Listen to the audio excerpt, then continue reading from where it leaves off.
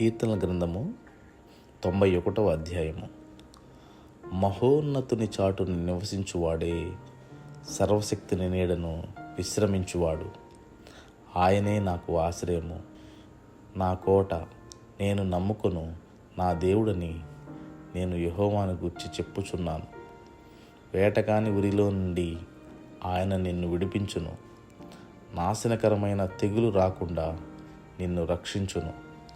ఆయన తన రెక్కలతో నిన్ను కప్పును, ఆయన రెక్కల క్రింద నీకు ఆశ్రయము కలుగును. ఆయన సత్యము కేడెమును డాలునై ఉన్నది. రాత్రివేళ కలుగు భయమునకైనను, పగటివేళ ఎగురు బాణమునకైనను, చీకటిలో సంచరించు తెగులునకైనను, మధ్యాహ్నమందు పాడు చేయు రోగమునకైనను నీవు భయపడకుందువు. నీ ప్రక్కను 1000 మంది పడినను, నీ కుడి ప్రక్కను 10,000 మంది కూలినను అపాయము నీ యొద్దకు రాదు. నీవు కన్నులరా చూచుచుండగా భక్తిహీనులకు ప్రతిఫలము కలుగును. యెహోవా, నీవే నా ఆశ్రయము అని నీవు మహోన్నతుడైన దేవుని నీకు నివాస స్థలముగా చేసుకుని ఉన్నావు. నీకు అపాయమేమీ రాదు, ఏ తెగులును నీ గుడారమును సమీపించదు.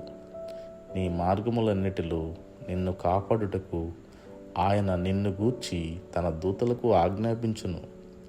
నీ పాదములకు రాయి తగులకుండా వారు నిన్ను తమ చేతుల మీద ఎత్తిపట్టుకొందురు. నీవు సింహములను నాగుపాములను త్రొక్కెదవు, కొదమ సింహములను భుజంగములను అణగద్రొక్కెదవు.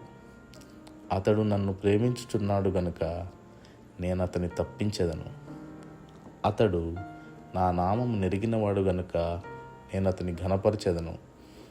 అతడు నాకు మొరపెట్టగా నేను అతనికి ఉత్తరం ఇచ్చెదను. శ్రమలో నేను అతనికి తోడై ఉండెదను. అతని విడిపించి అతని గొప్ప చేసేదను. దీర్ఘాయువు చేత అతనిని తృప్తిపరచెదను. నా రక్షణ అతనికి చూపించెదను.